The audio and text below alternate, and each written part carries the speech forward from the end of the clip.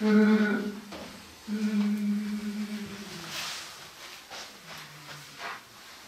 hadi.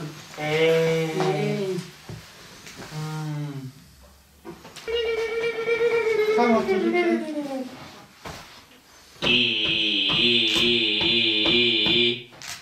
Zaten kanser tedavisi görüyor 3 yıl, 4. yıla girdi. 3 yıldır kanser tedavisi görüyor. 4-5 tane ameliyat geçirdi. Ondan sonra şimdi de bu son ameliyattan sonra yani biz iyi olacak diye bekledik. Cezaevinde şu an. Ama cezaevi şartları çok kötü.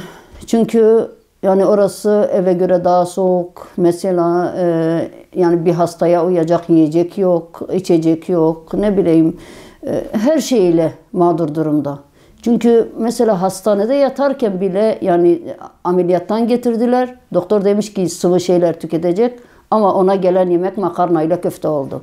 Yani hastanede bile. Yani hastanedeyken bile ona o geldi. Ben itiraz ettiğimde diyorlar ki burası mahkeme hastanesi. Mahkeme hastanesi de orada yaşayanlar insan değil mi? İnsan yerine konulmuyor mu? Maalesef değil. Ya orada bir yazı da yazmışlar. Yani doktor uygun görse bile hiç kimse hastalara bir şey getiremez. Şu anda diyorum ya tomografi, şu son çekilen tomografi temiz çıkmayınca 2-3 ay oldu. Sonra götürmediler. İşte zaten oranın işleri çok geç yürüyor. Yani ne bileyim randevu alıncaya kadar, götürünceye kadar yani şimdi dışarıdayken 2-3 günlük bir iş orada aylarca sürüyor diye öyle diyelim. Ve götürmediler. Şimdi de bu hastalık çıktı. Şimdi de randevu almamışlar. Şu hastalıktan dolayı çünkü tomografi temiz çıkmamıştı ve şu anda da diyor ki hissediyorum ki kitle büyümüş. Büyüdüğünden dolayı da büyük abdestini yapamıyor. Sancıdan duramıyor, beli ağrıyor. Yani bilmiyorum artık ne desem hiçbir şey yapamıyor. Zaten bir tarafta öbür tarafta da torba var. Onda da enfeksiyon olmuştu. Yani belki de ömrünün son günlerini mi yaşıyor bilmiyoruz. Çünkü hastalık tekrarlamış olsa yani gördük kanser hemen hastaların hepsini gördük. Ve oradaki hemşireler de diyordu ya şimdiye kadar bu durumda olup da tekrarlamayan bir hasta görmedik. Çünkü onun hastalığın son evresinde. Benim zihinsel engelli bir oğlum var evde. Ben hastanede kaldığım müddetçe ona refakatçi olarak kaldım. Ama bu defa oğlum evde mağdur oluyordu. Ve artık yani oğlum o kadar saldırgan, o kadar sinirli, o kadar şey oldu ki artık onu zapt edemiyoruz. Eve geliyorum, çocuğuma bakacağım. Ne diyorlar, eşim perişan oluyor. Eşimin yanına gidiyorum, oğlum perişan oluyor. Ve bakıyoruz yani herkesi çıkarıyorlar ama bir türlü bu 28 Şubat mağdurlarına sıra gelmiyor. Adalet uğramıyor onlara. Yani bu nasıl bir dünyadır ki, nasıl bir dünyada yaşıyoruz? Ben bütün mahkemeleri takip ediyorum. Ya şimdi darbe yapanlara bile ağırlaştırılmış müebbet vermiyorlar ya. Benim zoruma giden o. Darbeye çıkmış, darbeye gitmiş sanki yok pikniğe gitmiş gibi. Bazılarına ağırlaştırılmış müebbet, bazılarına da normal müebbet veriliyor. Eşim hiçbir şey yapmadığı halde ona ağırlaştırılmış müebbet verdiler ve bu 21 yıldır içeride. İşte 21. yıla girdik ve hala içeride. Yani çeyrek asırdır içeride duruyor bunları. Yetmiyor mu? Ya mafya babalarını bırakıyorlar ama helal olsun. Herkes kendi adamına sahip çıkıyor. Ama biz maalesef biz Müslümanlar birbirimize sahip çıkmıyoruz. Herkes diyor bana dokunmayan yılan 1000 yıl yaşasın. Hiç kimsenin umurunda değil. Hiç kimse kimseyi düşünmüyor. Herkes bir tek bu dünyayı düşünüyor. Ama artık sözün bittiği yerdeyiz yani. O kadar söyledik ki Sağır Sultan bile duydu bizim sesimizi ama maalesef duymak istemiyorlar. Kulaklarını tıkamışlar. Ne yapıyor bu insanlar? Nedir dertleri? Bizimle ne alıp veremedikleri var onu anlamadım. Bu yüzden yeni infaz yasasıyla ilgili o kadar umutlandık ki biz dedik yani hem bu koronavirüse bakıyoruz yani eşim kanser hastası en büyük risk grubunda, kayınpederim 75 yaşında o da hem hasta hem 75 yaşında o da risk grubunda ve ikisine de bu yasa dokunmadı. Ya bu zulümden başka ne olabilir? Yani biz bekliyorduk, bir umudumuz vardı dedik ki belki inşallah ne diyorlar bir umut bize de ne diyorlar bize de adalet gelir ama maalesef gelmedi. Son olarak artık Cumhurbaşkanımıza, Adalet Bakanı'na, bütün herkese yalvarıyorum Allah rızası için. Ya bırak bu adamı evinde ölsün. Demiyoruz artık yaşasın, evinde ölsün artık.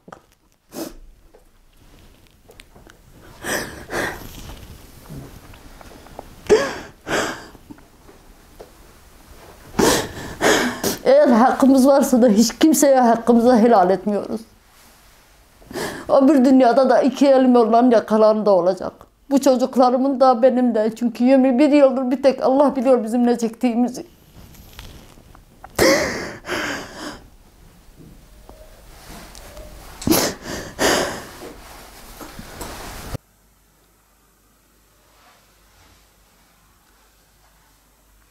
İkisi hastadı. Geçen hafta aradı.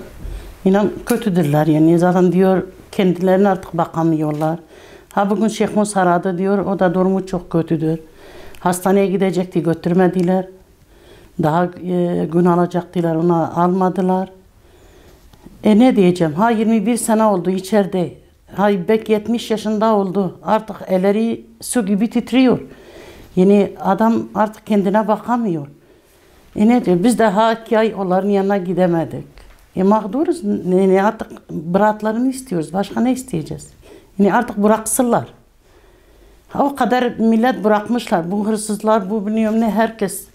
Her türlü insan bırakmış. Niye onlara bırakmıyorlar? Yani yeter artık. Biz de yorulduk. 21 yıl gidiyoruz. Bir yer bırakmadık, gidemedik. Kırıkkale'ye gittik, Eskişehir'e gittik, Bursa'ya gittik, Tekirdağ'a gittik, Bursa'ya gittik. 2 defa buraya getirmişler. Yani biz de artık yorulduk, artık gidemiyoruz yani. Ne yapacağız? Cumhurbaşkanımız da istiyor, yani ne beraatini istiyoruz. Yaşlıdır, artık kendine bakamıyor. Artık bıraksınlar yani. 21 yıl oldu. Artık beraatini istiyoruz. Bıraksınlar artık. Bütün milleti bıraksınlar, onlar da bıraksınlar. Malumunuz geçtiğimiz günlerde koronavirüs sebebiyle bir takım tedbirler alındı ve bu kapsamda ceza indirimi getirildi. Çeşitli suçlar bakımından. Çok kısıtlı bir suç kapsamı alındı. Özellikle toplumsal düzeni bozan yağma, hırsızlık, dolandırıcılık, suç örgütleri, silahla yaralama gibi suçlar bu indirim kapsamına alındı. Fakat yine siyasi mahkumlar gibi pek çok suç faili bu kapsamda infaz indiriminden faydalandırılmadı. Elbette bu tedbirlerin getirilmesi gerekiyordu fakat bunların tüm mahkumlara eşit ve adil bir şekilde yansıtılması gerekiyordu. Buna riayet edilmedi. Özellikle ağrı hastalığı bulunan ve kocamış durumda bulunan, kendi bakımını gideremeyen mahkumlar açısından açıkçası suç kısıtlaması yapılmaması gerekiyordu. Bir hukuk devleti ilkesinin gereği olarak. Bununla beraber ölçülülük ilkesinin bir gereği olarak. Fakat buna riayet edilmedi. Ve belli suçlar bakımından cezaevinde çok ağır bir hastalığa yakalanmış olsa bile, kendi tedavisini üstlenemeyecek durumda olsa bile şu anda getirilmiş bazı kolaylıklardan yararlandırılamıyor. Müvekkillerim Şeyh Mus Alpsoy ve Mehmet Emin Alpsoy da şu anda cezaevinde ağır koşullar altında bulunmaktalar. Şeyh Mus Alpsoy 3. derece kolon kanseri rahatsızlığıyla mücadele ediyor. Bununla beraber zorlu cezaevi koşullarında kendi bakımını tek başına üstlenemiyor.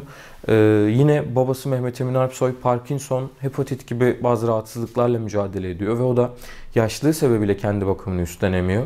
Her iki mahkum müvekkilim de maalesef bu infaz indiriminden veya getirilmiş olan diğer kolaylıklardan yararlandırılmadılar ve şu anda zayıflayan bünyeleriyle, yetersiz beslenmeleriyle, sağlık hizmetlerinden mevcut koronavirüs tedbirleri kapsamında çok iyi şekilde yararlanamıyorlar ve cezaevinde adeta hayatları kendilerine daha fazla ağırlaşmış durumda. Bu düzenlemeler yapılırken hangi suçu işlemiş olursa olsun, hangi suçtan fail olarak bulunmuş olursa olsun belli insani kıstasların gözetilmesi kanaatindeyim. Hastalık bunlardan bir tanesidir, yaşlılık bunlardan bir tanesidir. Belli bir süreden sonra yaşlı insanların veya hasta insanların cezaevinde ağır koşullar altında bulunması kendilerine ikinci bir ceza olarak dönmektedir. Bunun da ben açıkçası ne ceza ve güvenlik tedbirlerinin infazı hakkında kanunu, ne ceza muhakemesi kanunumuzun ne de Türk Ceza Kanunumuzun felsefesine uygun olmadığı kanaatini taşıyorum. Bu anlamda hangi suçu işlemiş olursa olsun cezaevindeki bütün hasta mahkumların, bütün yaşlı mahkumların, kendi bakımını üstlenemeyecek durumda olan mahkumların açıkçası özellikle de koronavirüsle zorlukla mücadele edilen bu günlerde bir de birden fazla cezaya maruz bırakılmaması, birden fazla eziyete maruz bırakılmaması kanaatini taşıyorum. Bunun hukukumuz üzerine insani bir sorumluluk olduğunu hatırlatıyorum.